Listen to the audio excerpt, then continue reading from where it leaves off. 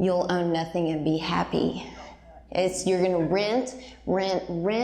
Who's gonna own this stuff? Well, the Tulsa Community Foundation is gonna own it, okay? And your urban wealth funds, and that's all in the Tulsa plan. They talk about community development institutions.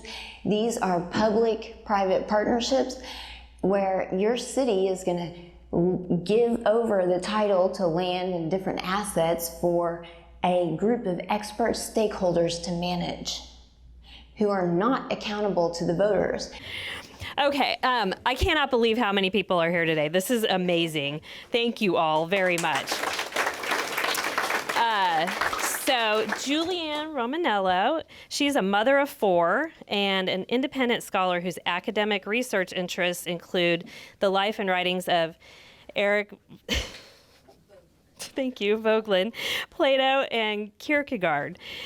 She has taught at several colleges and universities near her hometown of Tulsa, most recently the University of Tulsa, which was restructured in 2019. Since then, Julianne's research has focused on corporate takeover of higher education and the development of the P20 pipeline in order to advance the globalist agenda of the Fourth Industrial Revolution, which we're going to learn all about. She has appeared on international radio and podcasts, maintains an active social media presence, and proudly boasts having been blocked from the WEF Facebook page. Her website, always in progress, is heartsoverhexagons.com. So I would love to introduce you to Julianne Romanello.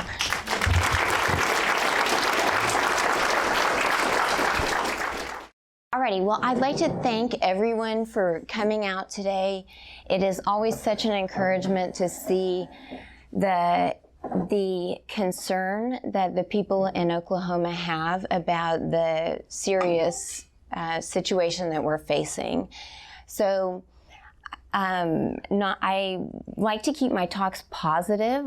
I'm here because I think that once we understand what's going on, then we can take concerted effort to stop it, because it is not a program that we want for ourselves and definitely not for our children. So I think it is worth doing this because we can change things. We still have a representative form of government right now. Our political leaders are answerable to the people, but we have to remind them of that. And if we have the information that gives us that confidence in the correctness of our position, then I think that that's very empowering when we go to hold our political leaders accountable. So I'm going to give you a ton of information today. It is probably too much for this short talk, and I'll let you know that my slides are not very easy to read. I have a lot of small print because I have screenshots and clips from documents that are evidence for the claims that I'm going to make. So if you can't see it all, if I don't read everything that's on this slide, I will make these all available to Chris, and I'll put them online so that you can go through and read for yourself. But I think it's very important to give you all as much information and evidence as I can. I don't want to waste your time. I was just at a meeting for the Republican Women's Club on Wednesday, and we had city councilors talking about the Planet Tulsa plan, and they did not say anything really of substance, and they certainly did not answer the legitimate questions that were raised there. So I do not want to fall into that. I'd rather give you too much information than not enough. So just to give you an overview of where I'd like to go, and I probably won't finish all of this today, we're going to look at transit-oriented development.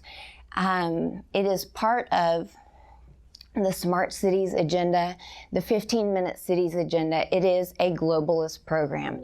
And there was a recent article in the Tulsa World that had my name in it 3 times saying, oh, the conspiracy theorists are coming out and they're saying there's a globalist plan that's being effected in Tulsa.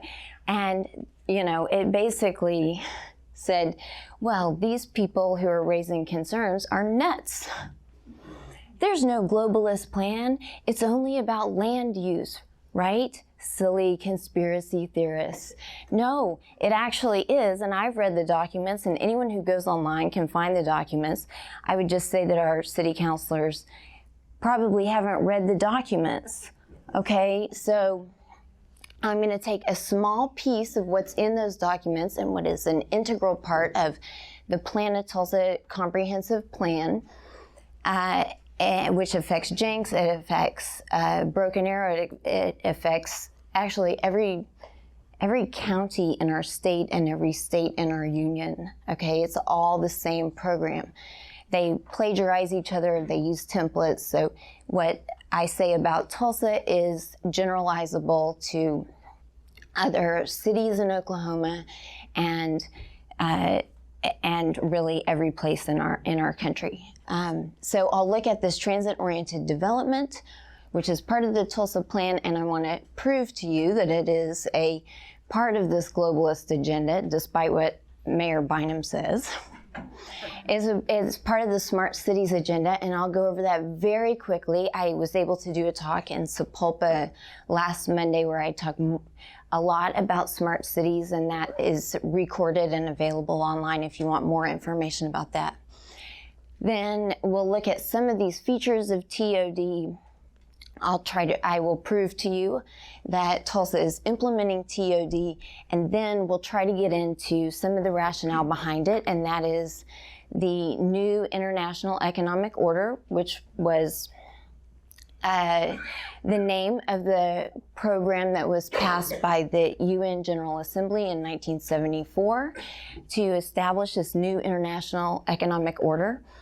That's the Great Reset. It's the Build Back Better, regenerative capitalism, stakeholder capitalism. That is the new International Economic Order, NIEO.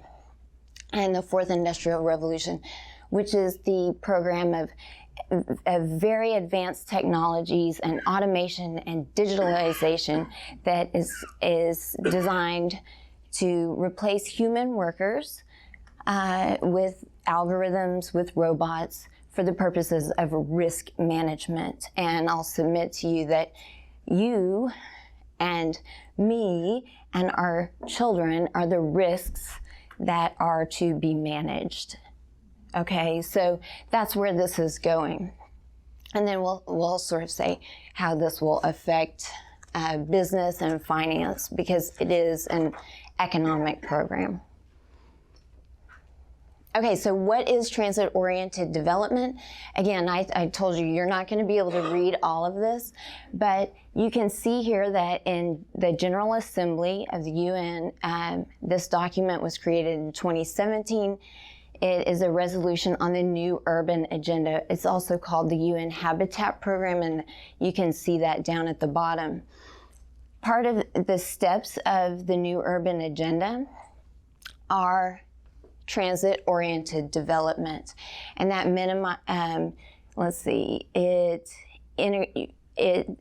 this new urban agenda plan is designed to integrate transport and mobility plans into an overall urban and territorial plan promoting a wide range of transport and mobility options, in particular by supporting transit-oriented development. Okay, so again, you can see here, this is from the UN Center for Regional Development. The new urban agenda is going to be delivered through transit-oriented development, or TOD. What is the new urban agenda? It's this commitment to sustainable and efficient transport. And it enjoys the benefits of connectivity. That's digitalization. It's smart technology, smart infrastructure. So data captured about who's riding on public transport, how much they've paid, how many miles they're traveling. And if you look in the Tulsa City Plan, they're going to measure the miles traveled, and they're going to try to implement fees on how many miles you've traveled. Oh wait, can you go back? So then at the bottom here, we see transit-oriented development. What is it about? It promotes compact, higher density, mixed use walkable development where residential and commercial districts are located around a transit station or corridor. Okay, it's all over the Tulsa plan. It's all over the Jenks plans. Every comprehensive plan has these features written into it. And on the face of it, they sound pretty good. Who wouldn't like a walkable district? Well, I would like it if I also had the choice to use my car. And that's what these plans are really sneaking in the back door. It is the reduction of private vehicle ownership, and it is the penalties attached to your use of your vehicle. Okay, so this is this is to my detractors of the Tulsa world who say I'm a conspiracy theorist. This is a 2021 report from the UN on sustainable transport and sustainable development. You can see sustainable transportation. So we're looking at transit-oriented development. That is obviously part of transportation. It is key to improved resilience, and it's central to sustainable development. I need 3 hands.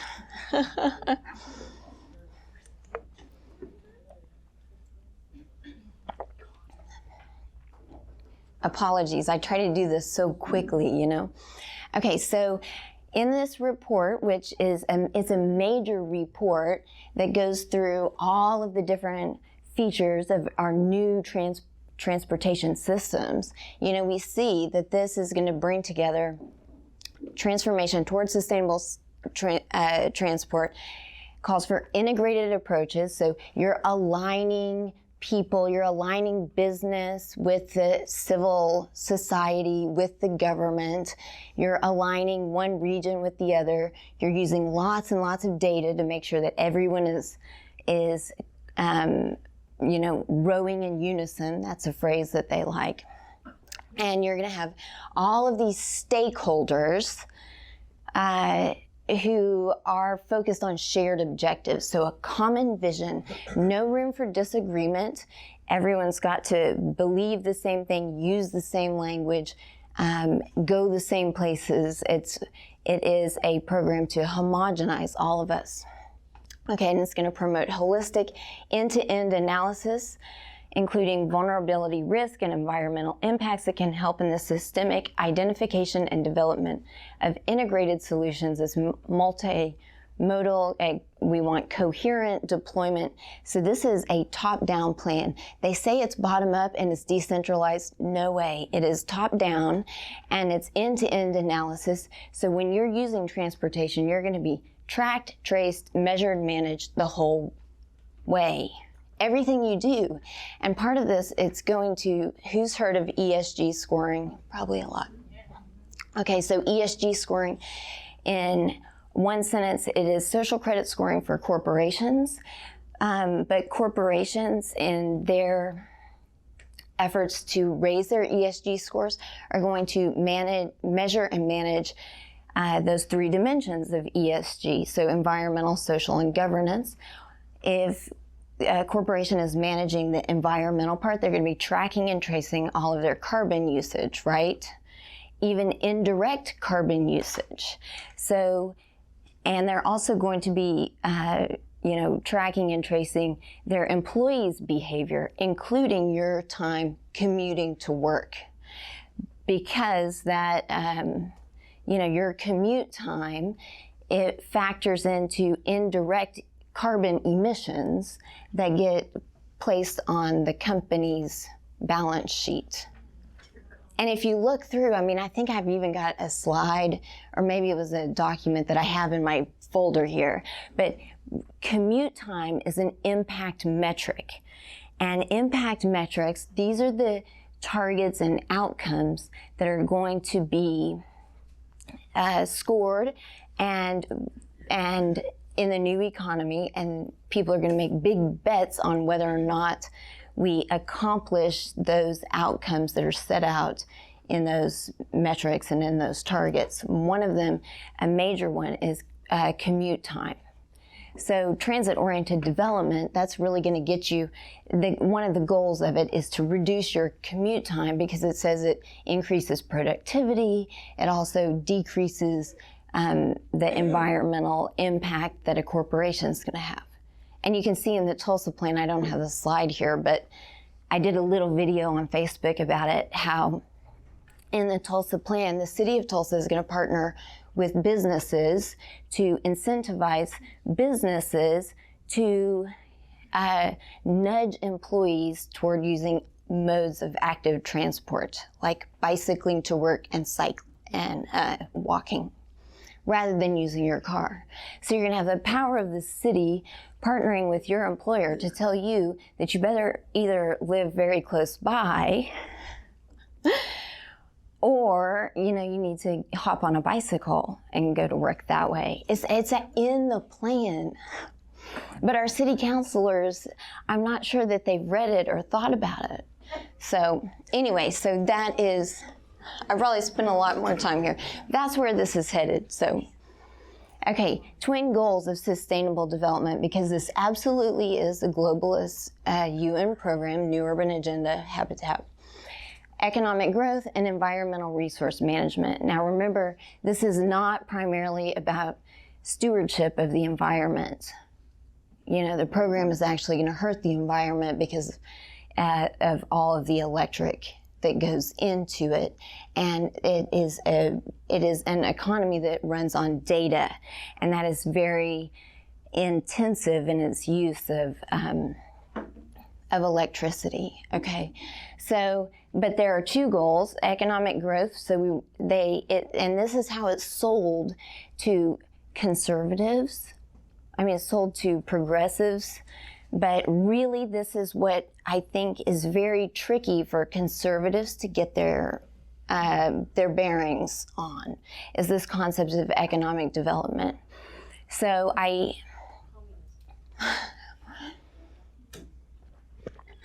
like to remind people that all of these words have gone through many focus groups. They have been tested for decades to see what words are going to be most effective in sort of appealing to the broadest group of people possible without cluing them in to the actual program that's going on. So huge marketing studies and focus groups have gone into deceiving leaders, the general public, and I think, we have heard these terms over and over and over again, so we don't even think about them. I would urge you to sort of familiarize yourself with the buzzwords. I have a list at the end of my top 10. If you follow the buzzwords, you will be able to identify any New World Order program out there, because they all use the same language. And so you will be empowered to say, oh, nope, see you later, not this one, not this one, not this one. And it's very easy to identify those, but once you see it. But until you do, I think it has been designed to trick people, and it works, unfortunately. So economic growth is one thing that they're going to put a priority on. That's the reward. Then there's a risk that they want to prevent, and that is you want to prevent economic inequality and prevent social instability. So the Sustainable Development Program is going to promote things like public services, health, affordable housing, walkability, education, all these things that you're seeing roll out in every city plan out there. Those are to prevent the inequality that might lead to social instability. In other words, you want to placate the people so that they don't rise up and call you to task for selling out our republic. Okay, that's what they're doing. And they're going to promote these new markets, but they're all basically in 4IR, Fourth Industrial Revolution sectors. So very high tech. It's, kids are going to be coding. They're going to be working on blockchain, metaverse stuff. where is the real like production of goods and services that we can touch and feel and be with other human beings? That's gone. Okay, because what sustainable development wants to do is limit our use of natural resources. So it wants to move everything into the virtual world. I mean, really, they just want to control everything. Okay, so they're going to do it through transportation-oriented development. You're going to manage the risk of people moving from one area to another. You're going to manage the risk that a business might have if its employees drive from Broken Arrow to downtown Tulsa, on all sorts of things like safety, wellness, and so on. I am going to have to way speed it up here. So you can just see, this is again from that report, digitalization. So our transportation sectors are going to be digitalized. And this is drawing on 4IR technologies. And you can see, look at all of your intersections. You have radar, LiDAR, cameras. It's all feeding into this surveillance grid that's being set up. And Tulsa, of course, is a Bloomberg smart city. Bloomberg is all over Tulsa with Bynum and George Kaiser and other foundations. And so, they are really imposing this model without being clear to the people of Tulsa about it. You can see here again, the new urban agenda. It's going to be attained through the approach of a smart city, and I'll go on into that. But you can see it's all about data, data, data, data. Who's moving where? How can we track and trace every person? Because remember, you are the risk that they are trying to manage. Okay, so what is a smart city? It uses information and communications technology to improve operational efficiency. Oh, doesn't that sound great, right? To share information with the public. Oh, yes, we're going to make an open data dashboard, and that's going to really clarify things for all of us, right? No, it doesn't, because they're not honest about, who has access to the data and what it's being used for. And it's going to provide a better quality of government service and citizen welfare. Well, I think, we have seen that, our leaders don't really know what's going on. And then they haven't been honest with us about it. So these claims to have a better quality of government service and better information sharing, there's something wrong there.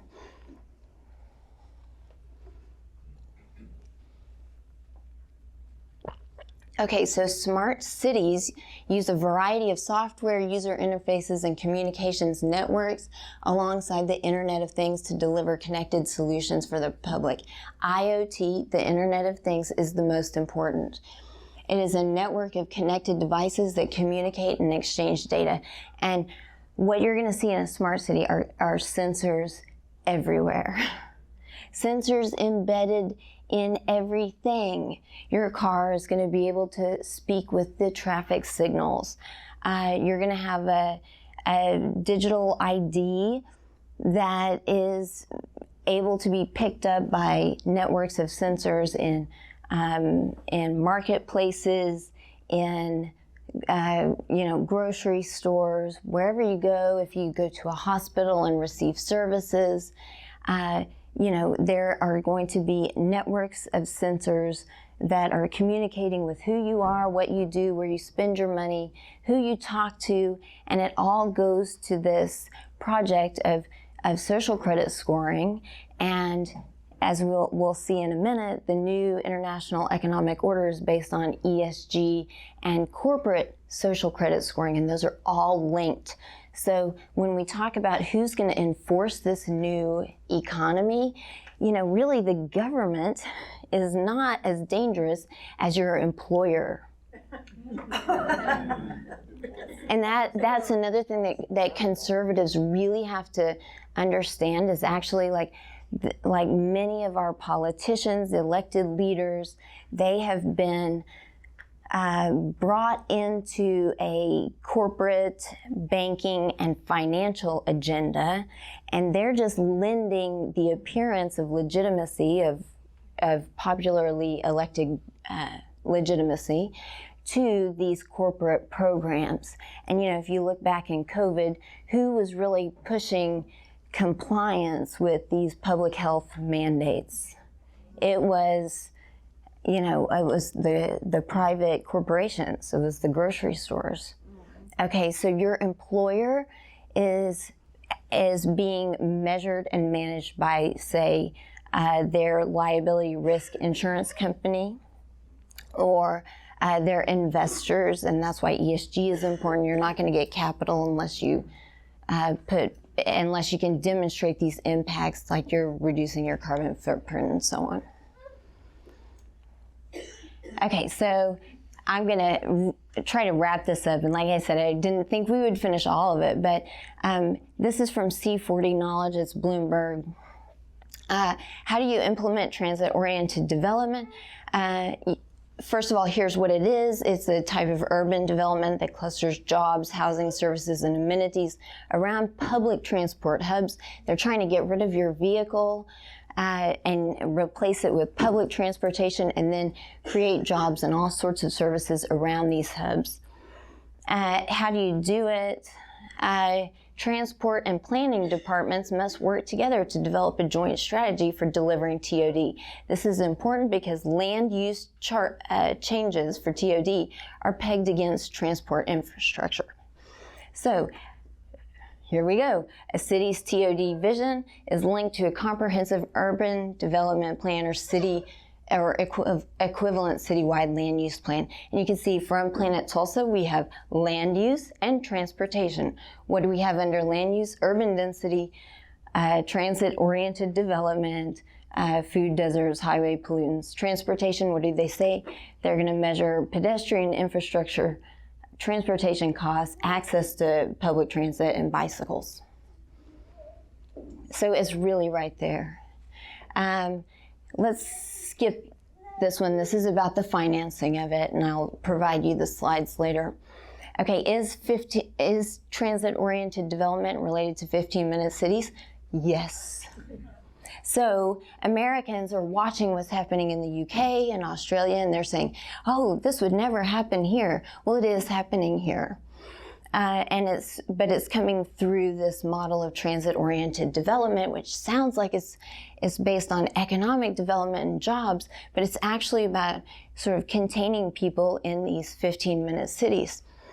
And it says here on how you implement them. Well, residents can be resistant to TOD. So go figure, right? So cities should tell them about the benefits. And 15-minute cities are what? Walkable, livable. You have a grocery store right here. It sounds so great. Until you realize that the World Economic Forum is telling you we're going to go to a smart or 15-minute city model. And here's what it looks like. It's 15 minutes from here to here, from here to here, from here. So you will be sort of stuck in a pod. Why? Why on earth would they want to do that? Well, they're trying to decarbonize. Corporations want to, minimize that ESG impact, like they want to minimize their carbon score. So they want you to stay home. They want you not to use your car because they want your wellness metrics to go up so you'll be more productive. And we have wonderful studies, and it's in the Tulsa plan, that say that there are many health benefits from walking and cycling.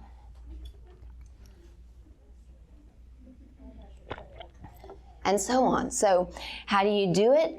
There are these steps. Like I say, I'll provide you with these slides, but what's it really about? Extensive and continuous data collection, urban densification, stack and pack. You've all seen the multifamily housing, units that are going up everywhere. Every single district looks the same. Downtown Broken Arrow looks the same as Fort Smith, Arkansas, where I'm from, looks the same. Jenks, Tulsa, all of these districts, they are copycat from a template because it is the new urban agenda. They have universal principles of design, and it's filtered through architectural firms, leadership organizations, professional organizations, and so on. So stack and packs, we're going to automobile-free zones. They want to decrease travel beyond the certain district lines. And then the last two, use buildings for temporary uses and promote the flexible use of space. This is basically you'll own nothing and be happy. You're going to rent. Who's going to own this stuff? Well, the Tulsa Community Foundation is going to own it. Okay? And your urban wealth funds, and that's all in the Tulsa plan. They talk about community development institutions. These are public-private partnerships where your city is going to give over the title to land and different assets for a group of expert stakeholders to manage, who are not accountable to the voters. And just look at the power that Tulsa Community Foundation has. And Mr. Phil Lakin, who is thinking of running for mayor, he's been the CEO of TCF for 23 years. He has to know what's going on. But I asked at this last meeting, I said, does the Tulsa plan try to prioritize modes of active transport over individual automobiles? And he shuffles around. Oh, I've never heard of that.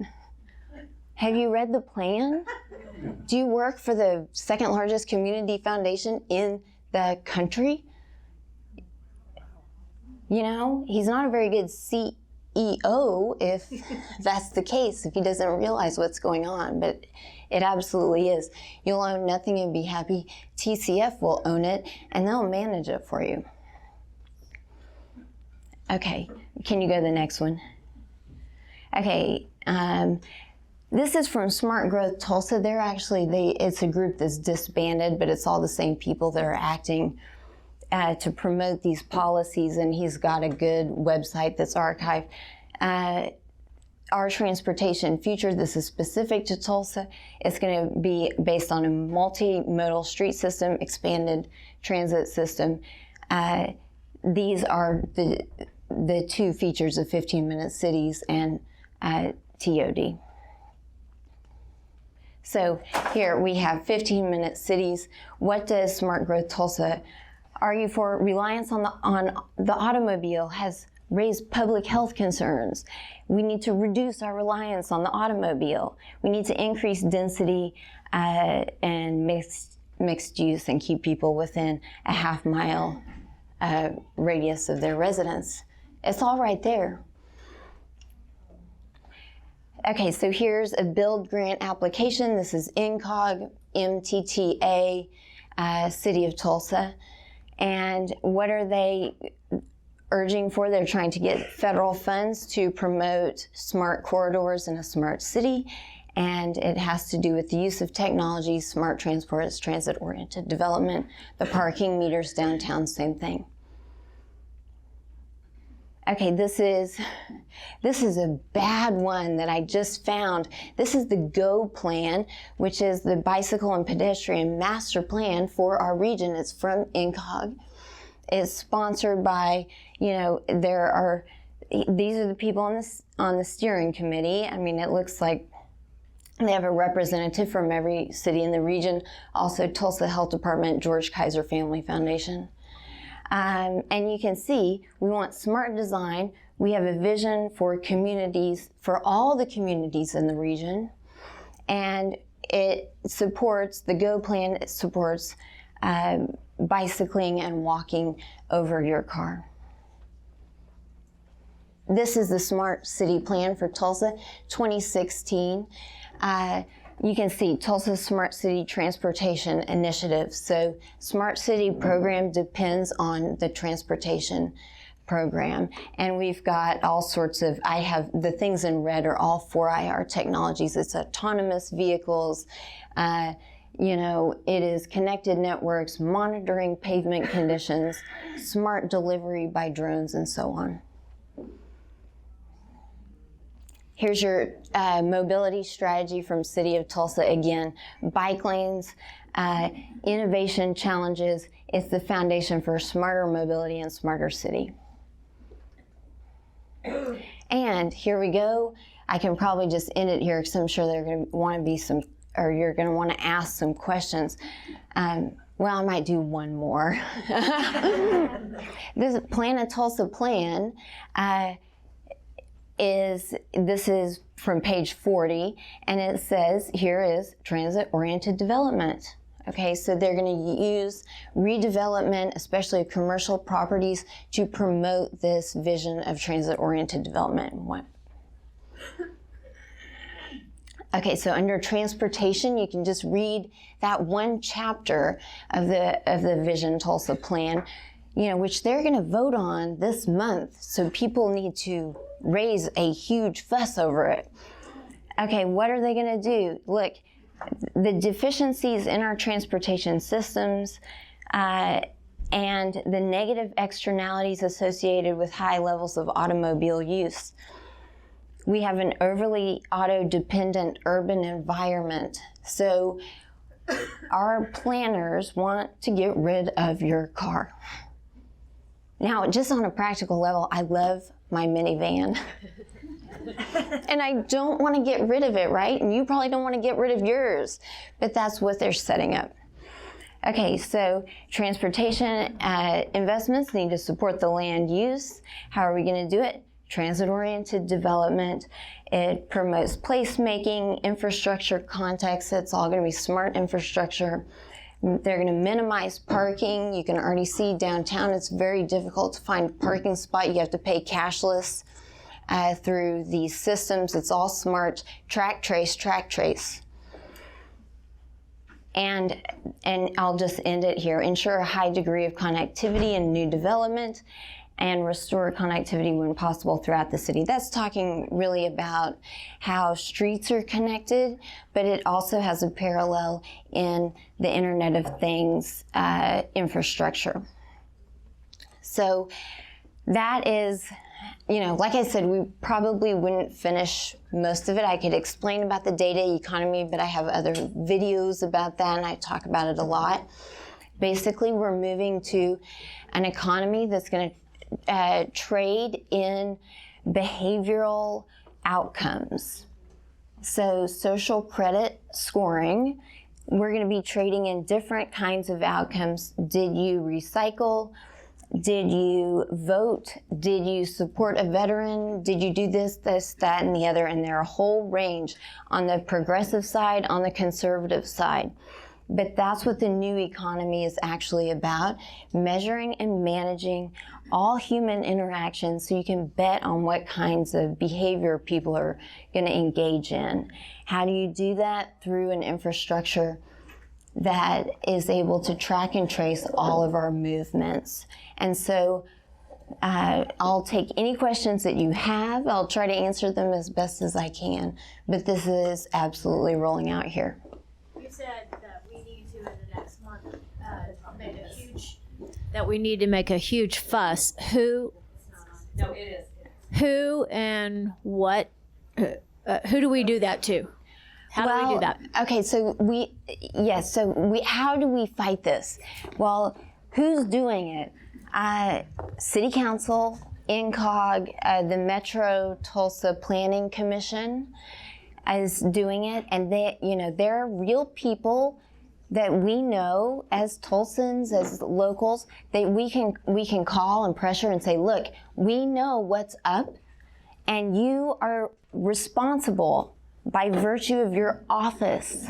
You have an office. Maybe you were appointed, maybe you were elected, but you've got to be answerable to the public, and we know that you are going to vote on this, and you have to vote no.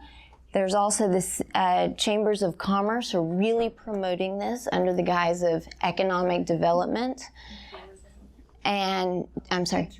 And tourism, yes, we're going to move to a model of ecotourism, and that really has to do with rewilding areas. And because all culture is going to be homogenized, you know, Jenks, Broken Arrow, Tulsa, Chicago, whatever, it all looks the same. No one's going to want to go for human tourism, so you just go do ecotourism.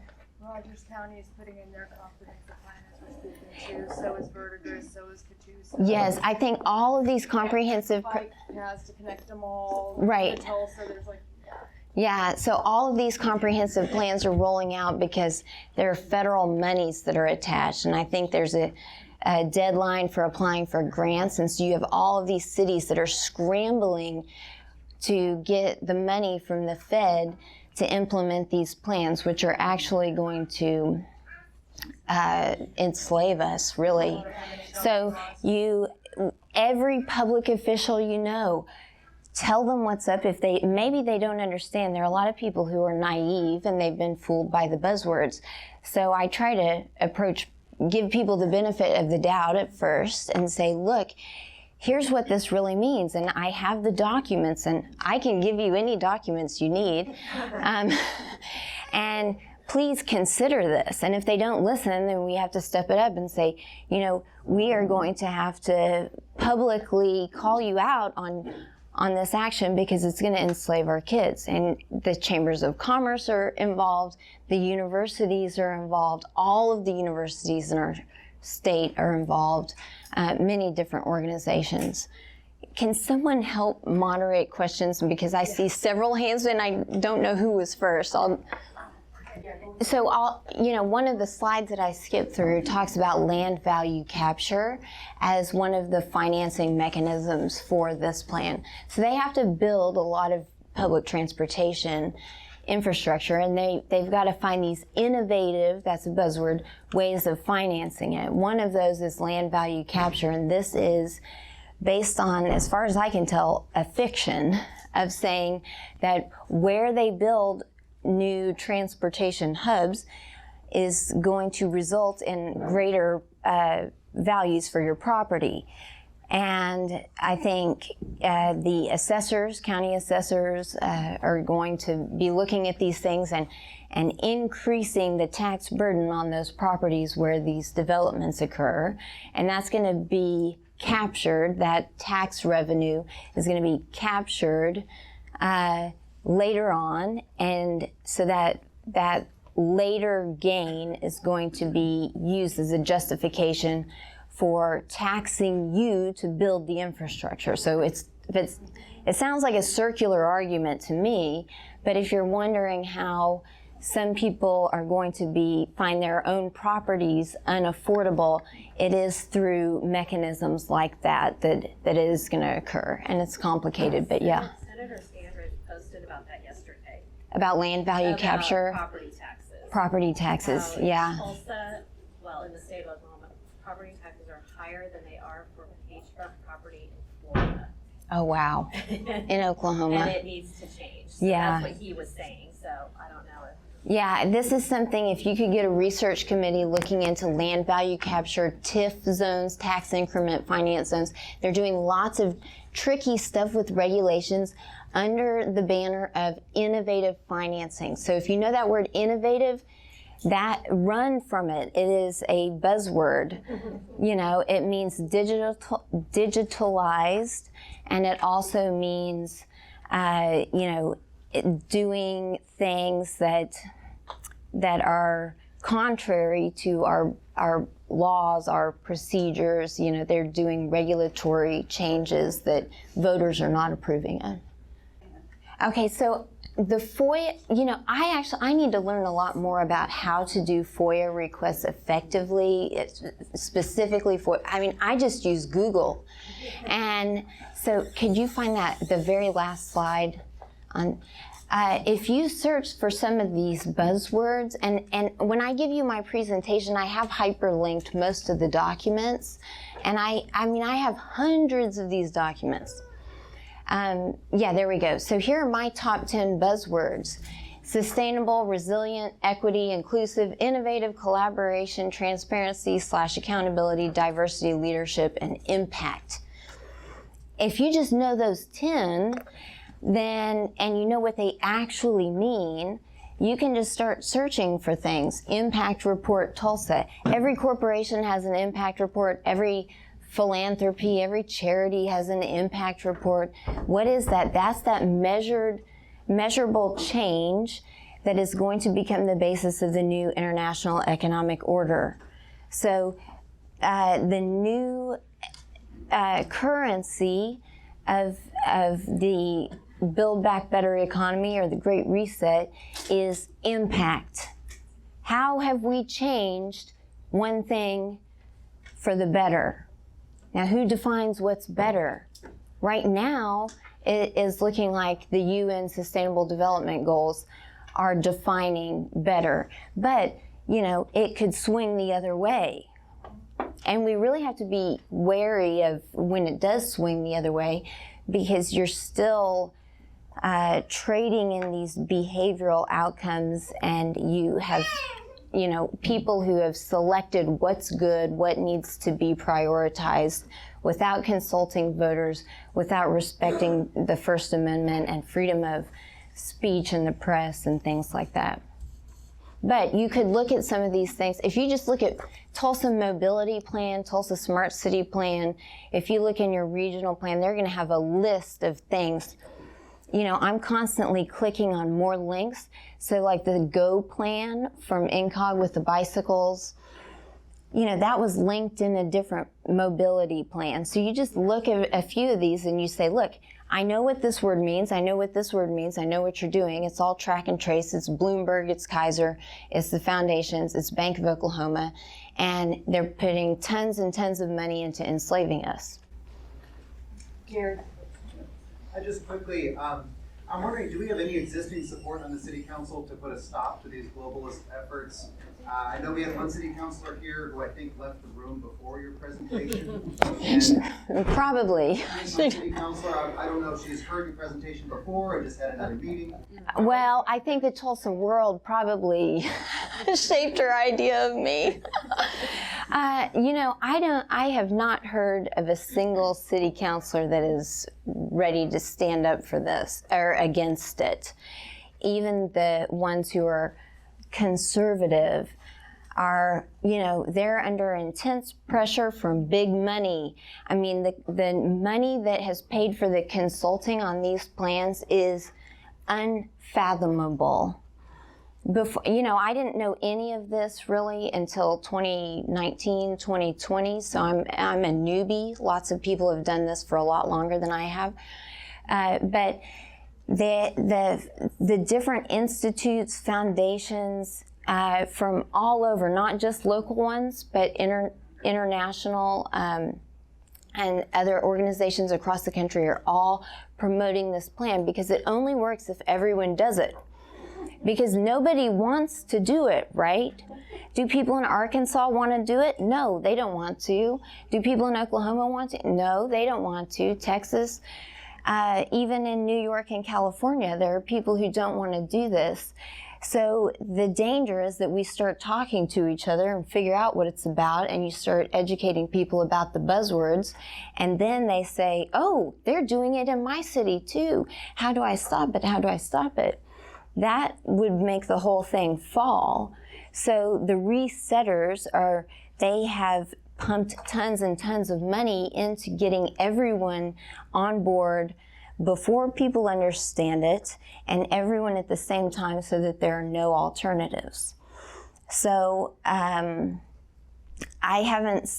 Phil Lakin, who I think, unless he's just checked out, you know, I think he has to know what this is about, and he claims to be a conservative, but he's going to vote for it, is what I understand. So the pressure has to be really ramped up. It has to be very embarrassing for these people to vote for it. When you talk about giving up cars and going to biking and walking, has anybody thought about the physical impossibility for people who are older? I can't ride a bike and I can't walk a long distance either. That's idiotic and it's an insult. Yeah,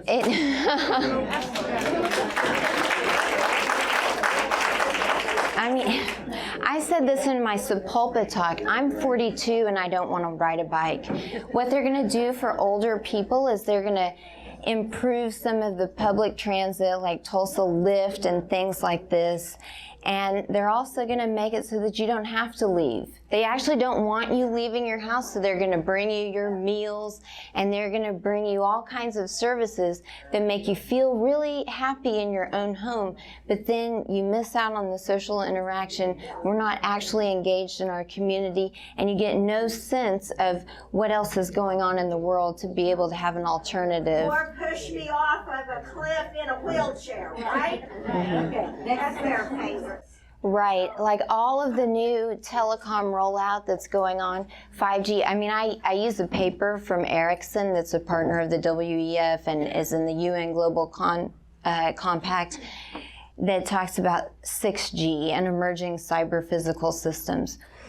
The new telecom infrastructure is about the surveillance grid, because what does the new economy run on? It runs on data. Trading in data. So when you're talking about an economy that runs on tracking and tracing behavioral outcomes, you have to have tons of data picked up through all of the sensors around a smart city to feed into those like impact catalogs that companies are going to have, your government's going to have it, you're going to have your own personal ESG score. And it all runs on data. So it is a surveillance program to measure your behavior and try to make money off of it, and also to manage the risk. Because if you remember in that slide I showed you about the twin goals of sustainable development, what they don't want to do is have social instability. They don't want people to rise up and go 1776 again, right? So you have to have you have to have that surveillance in place. So that is definitely what it's about. I'm sorry? I believe it might be February 28th, the vote on Planet Tulsa, but I'm not sure about that. I have to check. Yes, it's happening in China, because, you know, they piloted it there, but they're rolling it out here. They're rolling it out in the freedom-loving states here. So I have lots of friends in Texas, and, you know, Texas, they like to talk about, you know, oh, we can leave the republic at any time. Dallas, Houston, San Antonio, Austin, they're all smart cities. And actually, Democrat cities. They're not Republicans. They're not true conservatives at all. Barbara, did you have a question? Yes, well, that's one reason why mental health, you're seeing mental health in the news all the time. Yes. So there's going to be a huge push for looking at mental health status that people have. It's going to come from your employer. It's going to come from government agencies. And yes, oh yeah. It's been going on for a while, but right. So mental health, because they know that this is going to make people frustrated. So they're going to capture the mental health problems, and then they're going to try to fix them, and they're going to make money off appearing to fix them.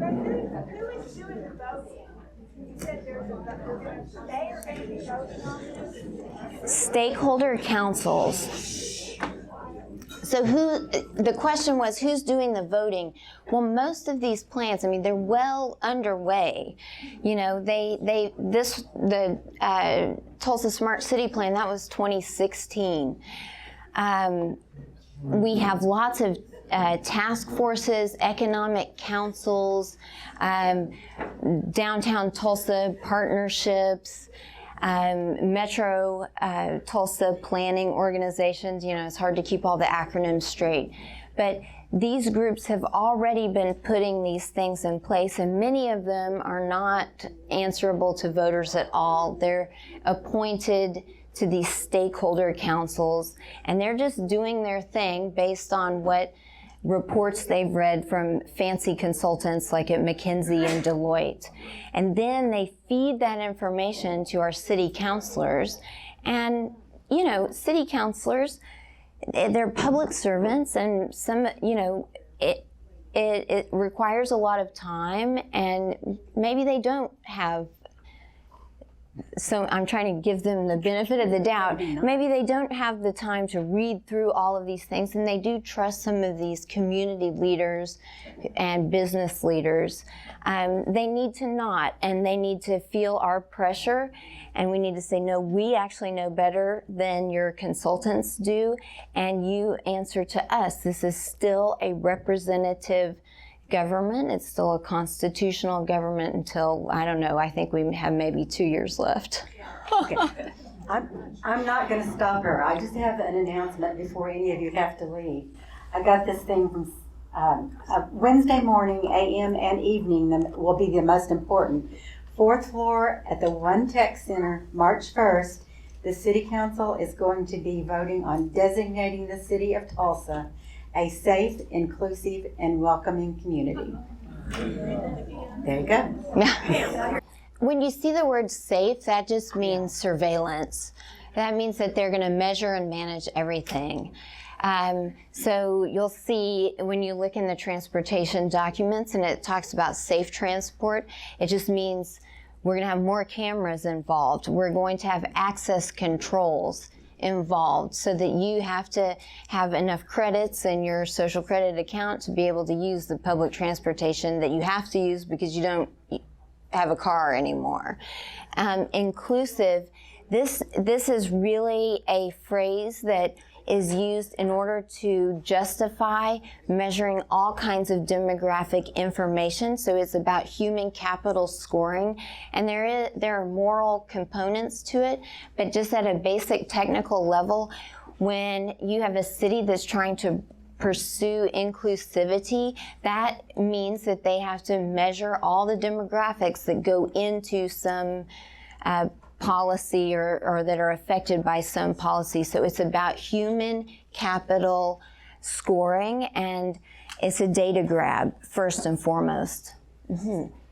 Yeah, if you think that it's not happening here, just look at the ring around the city of Tulsa. So, you know, the new highway construction, 75 connects with I-44, and we're going to cashless tolls, and ODOT is heavily involved in working with the U.S. Department of Transportation, because the U.S. DOT has transit-oriented development on its site. It has all of the smart city plans filed under the U.S. DOT.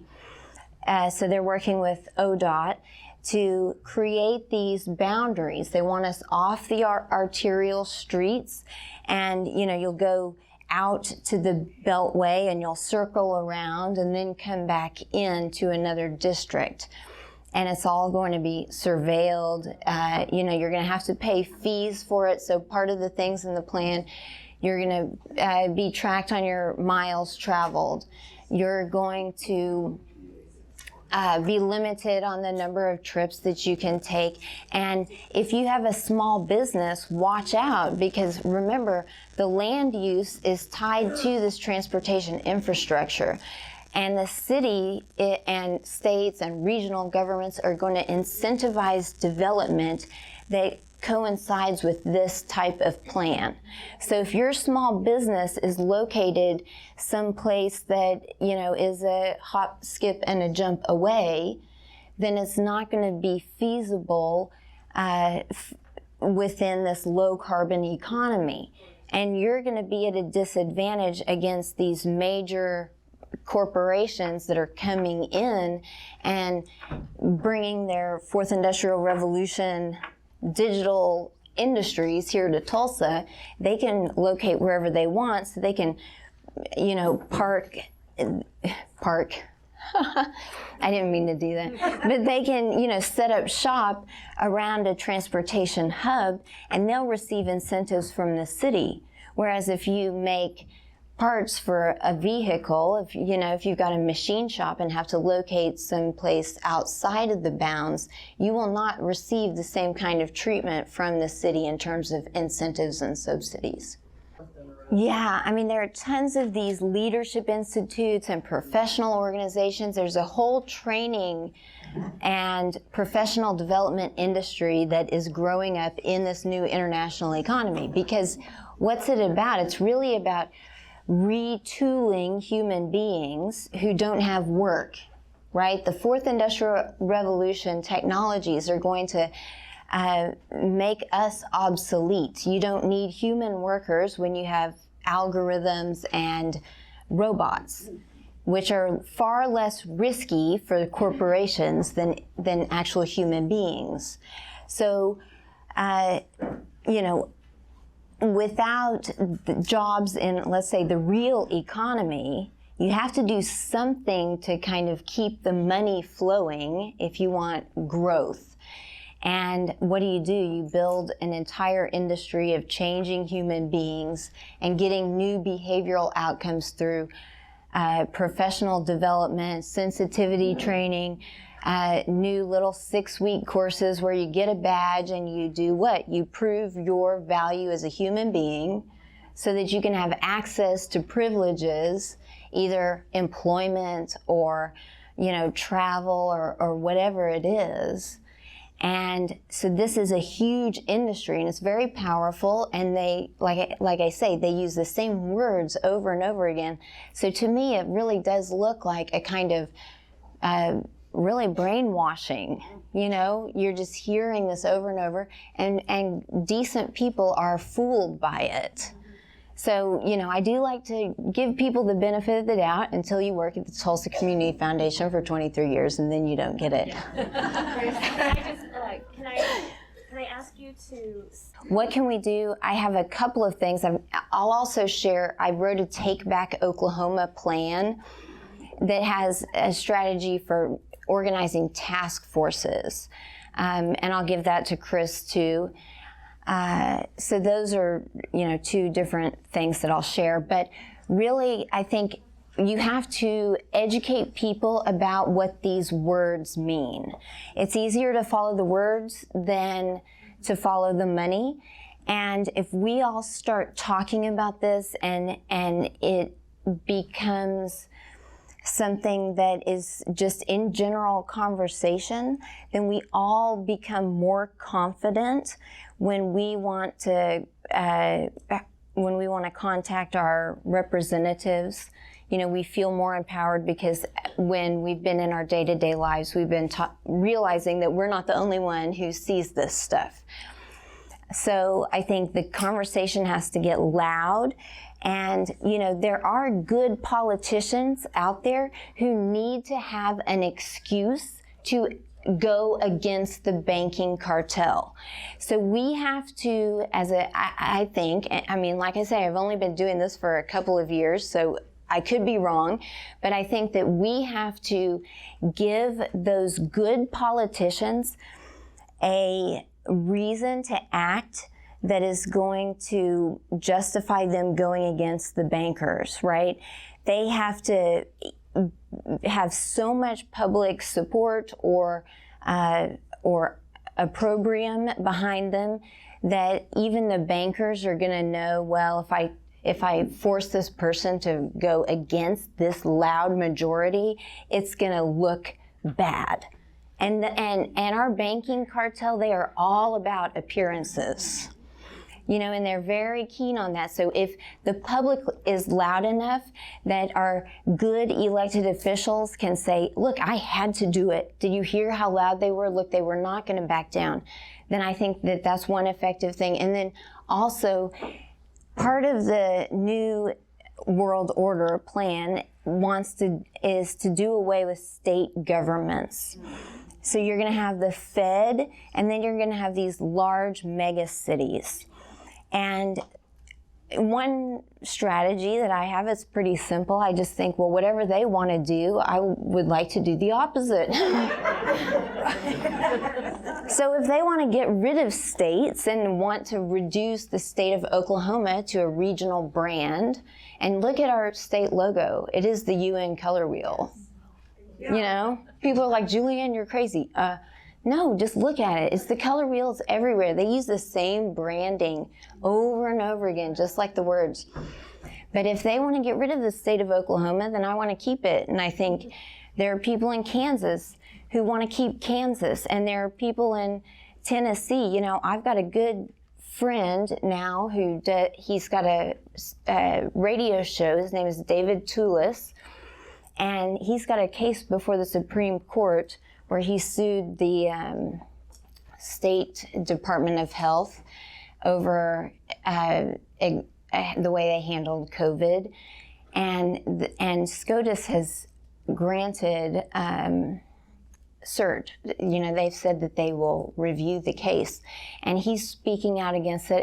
And Chattanooga, Tennessee is a WEF G20 smart city. So there are lots of people in Tennessee who are listening to David's work and the work of many others, and they're saying, we don't want this either. So I think if in Oklahoma, we can really buttress the power of our state and make it a source of protection of liberties, and also sort of figure out how it can support us against our cities, then we will have a model that we can share with the good people of Tennessee, of Florida, of Vermont even, you know, like these different places. And then we can get our Constitution back in check. Because really, I'm of the opinion that our Constitution is a wonderful document, and that right now it's just being executed by criminals. So if we can use you know, the people in our state offices are much closer to us, and we can hold them accountable more easily, but it's going to require all of us making calls, making trips, doing massive PR campaigns, because again, this is about appearances, and our banking cartel likes to work in the shadows. So we have to be very public in standing up against this, and then get some momentum going in Oklahoma, and we can unite with these other states and say, okay, we're gonna, as states, we're gonna get our Constitution back, and we're gonna kick out the criminals. Easy peasy, right? And we pray for a miracle too. Yes, two things. Okay, so one, I would say that I would respectfully disagree with some of the mayor's points, because if you see a development, you need to look at who is funding it, look at the zoning, look at the land use, and if you don't have time to do that, then I would say follow the buzzwords, because economic development is a synonym for sustainable development, and it is always a top-down policy. So this is one way that conservatives, that Christians, that good Jewish people, good Muslim people, good every people, you know, like they are fooled by it, because economics is the lowest common denominator. We all have to be able to pay our bills. So that's why that phrase is particularly effective in promoting these policies that are actually designed for surveillance, to use land in ways that benefit commercial developers, and that really curtail our freedoms later on. So, and I would say that if your city councilor doesn't take, or your mayor doesn't take you seriously because they think you're a conspiracy theorist, well, then they are making a decision about which constituents they need to listen to, right? You know, rather than actually paying attention to the people whom they are obliged to serve. So I'm going to stick to my guns here and say, follow the buzzwords. They trickle down, they are repeated over and over again, and in this time of crisis, I think we should not be approving anything. I think we should really sort of pause until the people of Oklahoma, of the several states, can understand where we are as a country, as states, and we're not going to lose much by just saying we need to wait. And also watch out for innovative financing. If it's coming from tax dollars, local tax dollars, that's good, because we can control it. But if it's coming through partnerships and innovative finance, it's too obscure.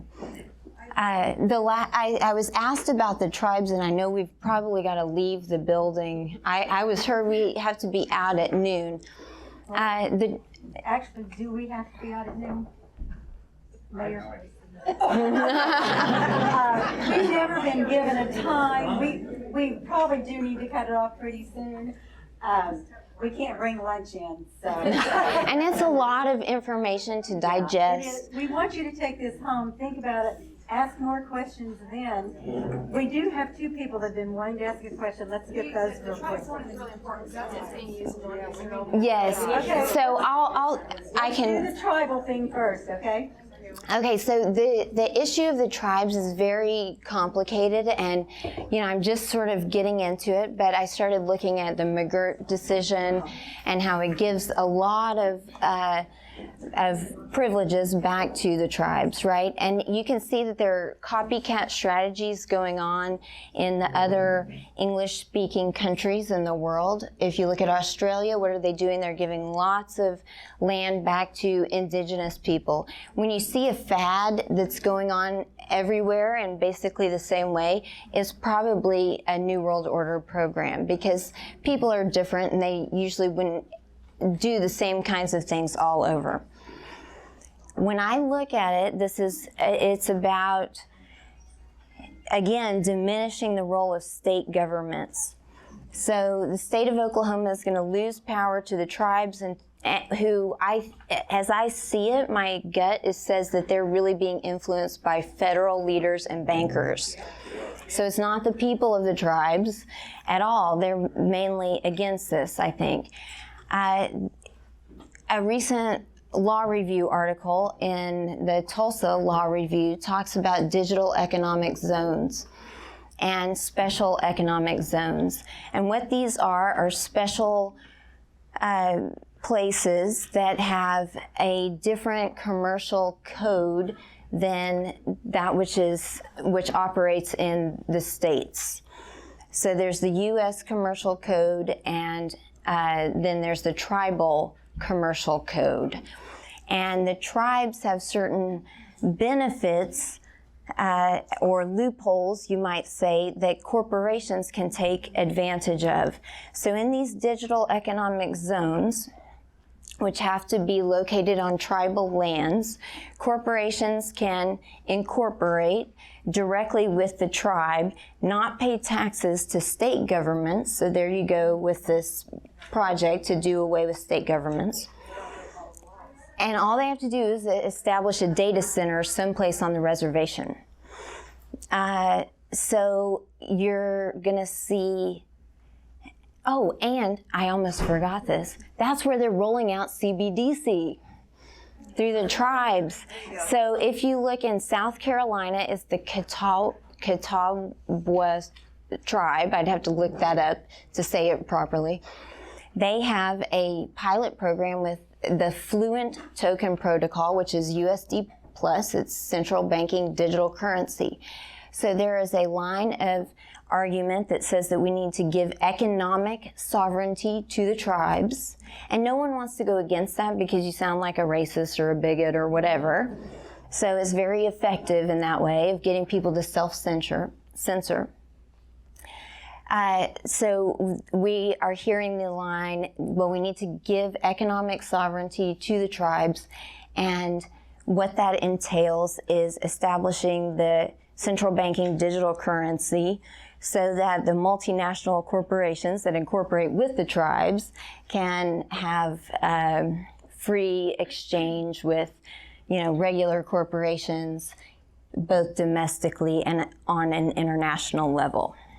I don't think that that will help the Native American peoples, because these are multinational corporations that are, or like small companies that are really under the umbrella of a multinational corporation.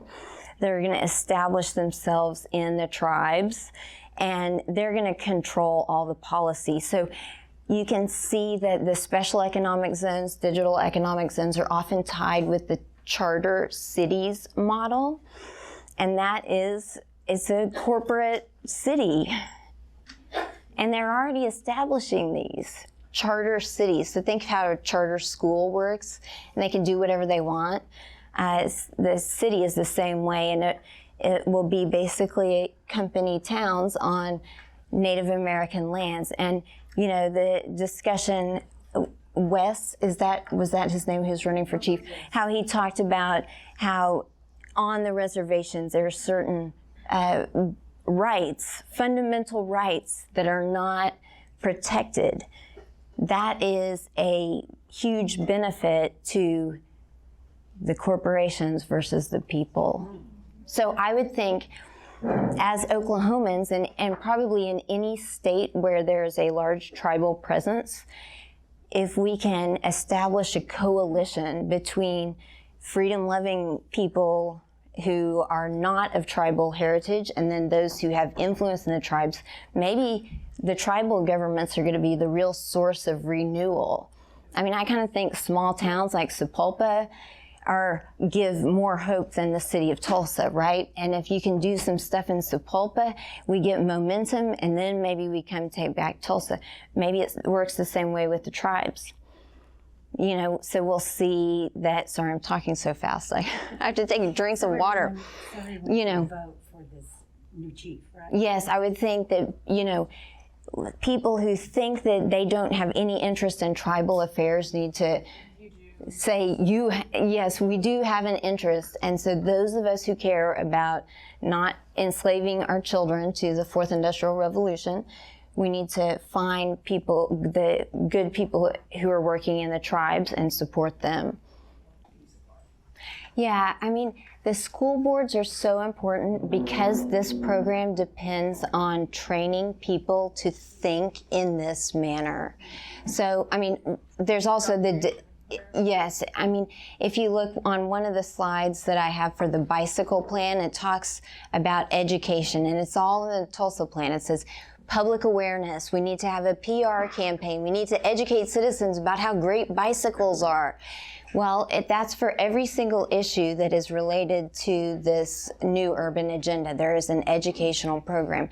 And there's the larger program of creating young people who are rootless and who believe that the world is a world of constant flux. So, you know, I was a philosophy teacher before I started doing this. And one of the main triggers for me was that this program, especially the 4IR technology aspect of it, it aims to confuse people about what's real and what is not real. And to me, that is, you know, that is a spiritual assault of the worst kind, is to confuse people about that. Why they want to confuse people about that is, again, I mean, really, I think it is a satanic, dark spiritual agenda, but just on a pragmatic level, why they want to convince people that there's no distinction between what's real and artificial, it's because the new economy deals in what? Changing human beings over and over and over again. That's your sustainable growth, because you can make a person happy, sad, progressive, conservative over and over again without using any fossil fuels, so they argue. That's not true either, you know? I mean, there's a bunch of bunk. But it definitely, they want to get into the schools and create that kind of attitude. They also are tracking and tracing all of the student activities. So, you know, I argue, this is my hunch, is that the digital ID, universal digital ID, is going to come through employers and schools before it comes through the government. You're going to be forced to use these things if you want to have a child in a school or if you want to go to work. So there's the data grab, there's all the skills tracking that's going to go onto that digital ID, and that's going to help these human capital speculators to make big bets on the outcomes of children. And of course, they start in the poorer schools. So if we're talking about making connections with the tribes, we need to make huge connections with North Tulsa, with East Tulsa, with these different groups that really suffered under these programs before the sort of mainstream white America started feeling it. And we've got to reach out to them because they actually know what it does to those kids. Their kids have suffered sooner, but that's why they want to go into the schools, and the school boards are critically important. Yes, ma'am. Starting with the tiny houses being built right now in North Tulsa. Yeah, If they're starting there, they're coming to my area, East Tulsa, and around. They plan on having them around the state. They do all things, and it seems to me, in North Tulsa first. And if you look at the Mohawk Industrial Park up there, Mohawk Peoria Park, just look at where that rapid bus goes. It goes from 61st and Peoria, which is now where they're rolling out the license plate readers because it's a high crime area. Well, it's still against their constitutional rights. It doesn't matter if it's high crime, if they're poor, if they're black, if they're whatever. Like, it's still a surveillance program that people are letting slide because of the nature of that area, but they're doing that surveillance program there. They have a fast track bus right up to Peoria, and it's like a gulag, right? It really is. Yeah, I mean, I think that's insulting to those children too, but they're going to market it in terms of equity and inclusivity, which are really, it's about redistributing resources, and it's really about cataloging human beings. Okay. Yes. Was there a website we can find all your information? I'd say You mainly. mentioned Facebook, but is there a website where you look at your slides? I have a YouTube, Hearts Over Hexagons, where I've got some videos that have been done. There's going to be a video of today. I have a website, but I just haven't had the time to get it updated. I will try to be better at that, but for now I'll just share email links to a Google Drive with some of this information. We do want to thank Julianne for coming today.